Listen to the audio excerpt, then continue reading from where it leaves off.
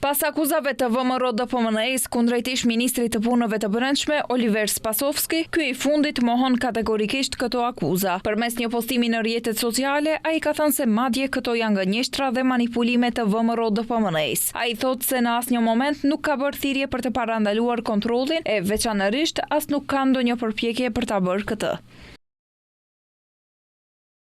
I mohoj fuqimisht gënjeshtra dhe manipulime që po përhap VMRO-DPMNE, i hedh poshtë ato si të pavërteta të plota. Ky është një shembull klasik i manipulimit të dëshpëruar. Asnjëherë, në asnjë moment nuk kanë bërë thirrje për të parandaluar kontrollin. Përkundrazi, fakti që kishte kontroll kudo është konfirmimi më i fortë se unë as nuk kam ndikuar, as nuk ka ndonjë përpjekje për ta bërë këtë.